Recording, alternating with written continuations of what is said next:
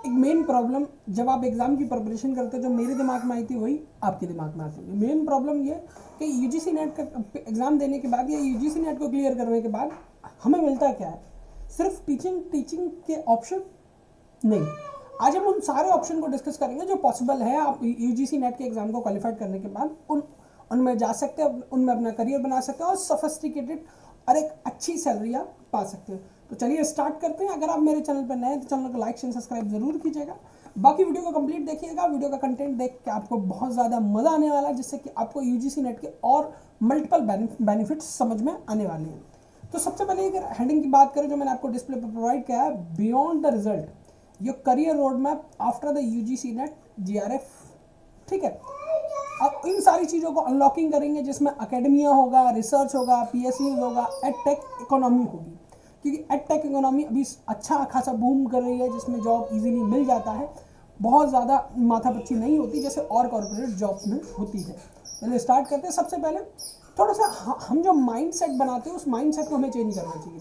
Mind set ये है कि जब भी हम यूजीसी नेट की प्रिपरेशन करते हैं तो हमारा माइंड सेट यही होता है कि मैं यूजीसी नेट को क्लियर करूँगा। नेट को क्लियर करने के बाद आसपास के डिग्री कॉलेज में जाऊँगा, वहाँ जॉब के लिए अप्लाई करूँगा, जॉब मिल जाएगा तो ठीक है, वरना मैं जो कर रहा हूँ वही करता रहूँगा।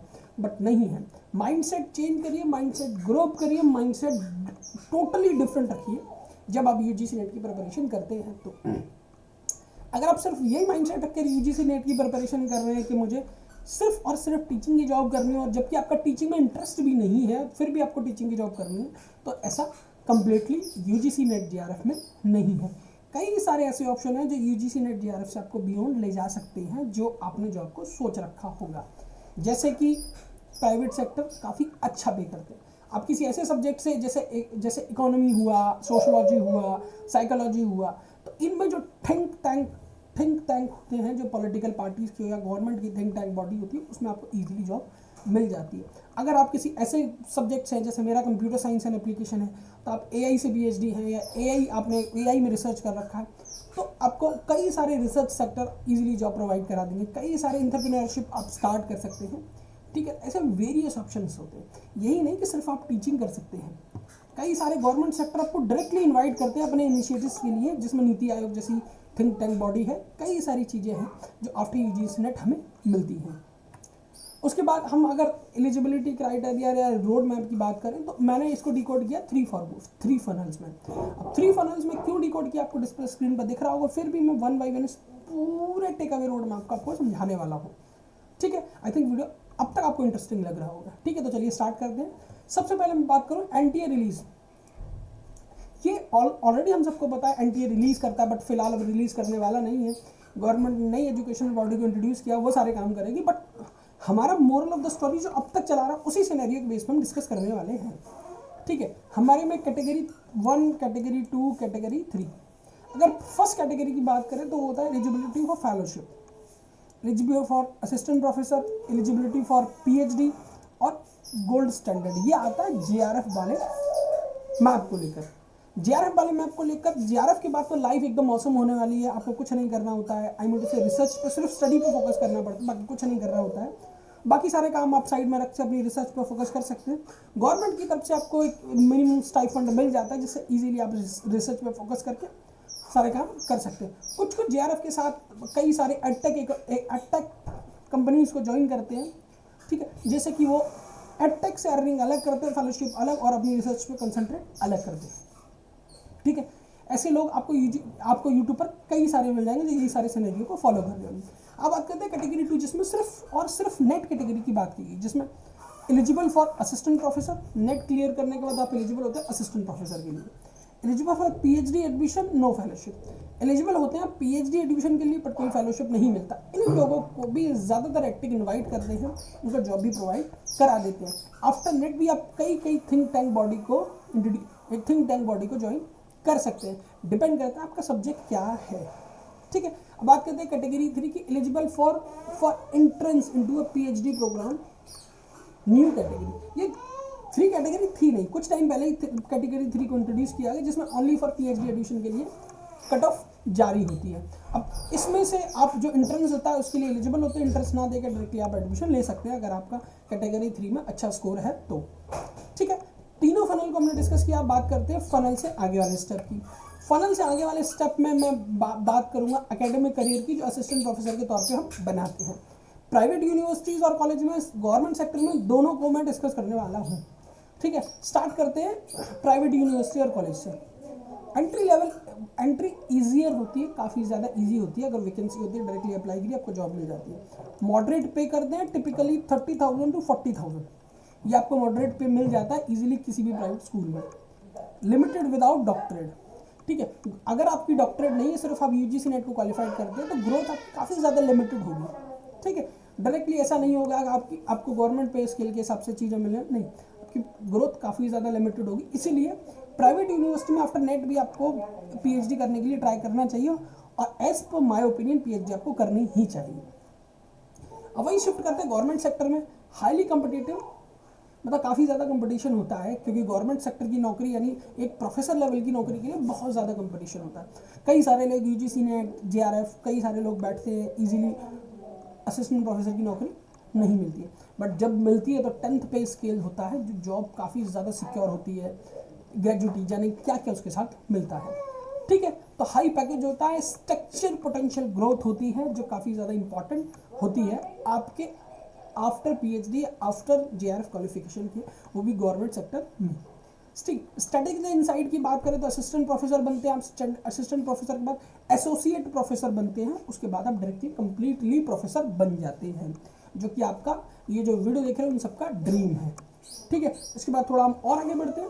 अब यहाँ प्रॉब्लम कहाँ होती है, कॉर्पोरेट जो रोड होता है, तो पब्लिक सेक्टर नेटवर्किंग, जिनको हम PSUs बोलते हैं, उनमें कैसे क्या होता है उसको भी देख लेते हैं। वाई चूज दिस, कुछ लोगों को लगता है कि जब मैंने ये यूजीसी नेट किया है, जो स्पेशली फोकस होता है सिर्फ और सिर्फ स्टडी के लिए, तो मैं उसको लेकर कॉर्पोरेट की तरफ क्यों जाऊँ। तो कॉर्पोरेट की तरफ लोग क्यों जाते हैं, कॉर्पोरेट की तरफ क्यों जाना चाहिए, उसको भी हम एक बार डिस्कस कर लेते हैं। देखिए, कॉर्पोरेट में हाई सैलरी होती है, ठीक है, गवर्नमेंट पार्क डायरेक्टेड रिक्रूटमेंट होता है, सरकार की तरफ से इसको रिक्रूटमेंट होता है, क्योंकि ये पब्लिक सेक्टर अंडरटेकिंग यानी पब्लिक सेक्टर यूनिट्स होते हैं, जो काफ़ी ज़्यादा अच्छे होते हैं, सैलरी भी इनमें काफ़ी ज़्यादा अच्छी मिलती है। ठीक है, directly recruited, bypass the additional prelim exam, किसी भी तरह का कोई आपको एग्जाम नहीं देना होता आफ्टर नेट या जीआरएफ।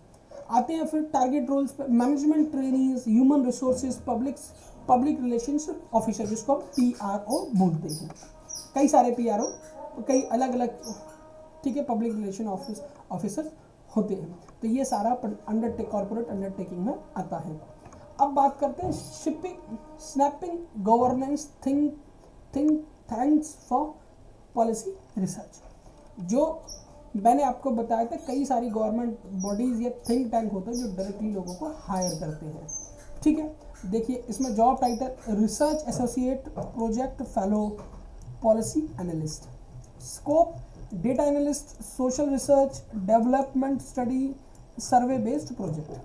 ठीक है, अब ये टारगेट ऑर्गेनाइजेशन कौन सी होती है, NITI Aayog, policy body, UNESCO, UNICEF जो इंटरनेशनल बॉडीज़ हैं, ICSSR, ICHR, DST, DBT, ये सारी गवर्नमेंट्स बॉडी हैं, टारगेट ऑर्गेनाइजेशन है। अगर आप इनसे रिलेटेड किसी भी सब्जेक्ट में आपने नेट को या JRF को क्लियर किया तो डेफिनेटली इनको आप ट्राई कर सकते हैं। ये सारी गवर्नमेंट की थिंक टैंक बॉडी होती है, ठीक है, जो सोसाइटी के लिए काम करती है, किस तरह का जो चेंजेस करने हैं उन डायरेक्टली उनके लिए पॉलिसीज़ बनाती है। पावर प्लान, ठीक है, उसके बाद आप UPSC, स्टेट PCS इसके लिए भी प्रिपेयर कर सकते हैं अगर आपका पेपर 2 काफ़ी ज़्यादा अच्छा है। JRF stipend your life why you prepare to civil services also, you are using JRF fund to your ambition to high stake exam. तो देखो, जहाँ तक मैंने दिखाया, जहाँ तक आपको भी पता होगा, जब भी हम PCS या स्टेट लेवल के एग्जाम, स्टेट PCS के एग्जाम, UPSC या स्टेट PCS के एग्जाम की प्रिपरेशन करते हैं तो फाइनेंशियल क्राइसिस बहुत ज़्यादा होता है। बट अगर यहाँ आप JRF क्लियर कर देते हैं और आपका सब्जेक्ट आपका JRF किसी ऐसे सब्जेक्ट से जिसमें ज़्यादा रिसर्च करने की ज़रूरत नहीं पड़ेगी, तो आप UPSC या स्टेट PCS की प्रिपरेशन कर सकते हैं और यहाँ आपके पास फाइनेंशियल फ्रीडम होगी। यानी आपके रहने का खर्चा आपको JRF के फेलोशिप के थ्रू मिलेगा, आपकी कंप्लीट स्टडी का खर्चा JRF की फाइनेंशियल फ्रीडम के थ्रू JRF के थ्रू मिलेगा, जिससे आपको फाइनेंशियल फ्रीडम मिल जाती है। तो कुछ लोग इसलिए भी इसको क्रैक करते हैं। चलिए आगे बढ़ते हैं। रिक्वायरमेंट एसेट्स क्या है, क्यों है, कैसे है, वो सब आपको मैंने यहाँ प्रोवाइड करा दिया है। बाकी आप सारा सब कुछ पढ़ सकते हैं जितना हमने ऑलमोस्ट डिस्कस किया है। रिसर्च फोकस की बात की जाए तो PhD, state central universities, post doctor fellowship, think tank, NITI Aayog, focus teaching, assistant professor, private lecturer, edtech educator on YouTube, corporate admin की बात की जाए तो focus, PSUs, public sector undertaking, civil services, policy analyst. ठीक है, वीडियो आपको कैसा लगा ज़रूर बताइएगा। चैनल को लाइक शेयर सब्सक्राइब ज़रूर कीजिएगा। बाकी ऐसे इन्फॉर्मेटिव वीडियोस को देखने के लिए चैनल को सब्सक्राइब कर सकते हैं। बाकी मेरे डिस्क्रिप्शन बॉक्स में मेरा आपको टेलीग्राम लिंक मिल जाएगा, उसको भी ज़रूर ज्वाइन करिएगा कि इससे रिलेटेड इन्फॉर्मेशन मैं वहाँ पर प्रोवाइड कराता रहता हूँ। ठीक है, बाकी वीडियो को कंप्लीट देखने के लिए धन्यवाद। आपका दिन शुभ हो। Thank you.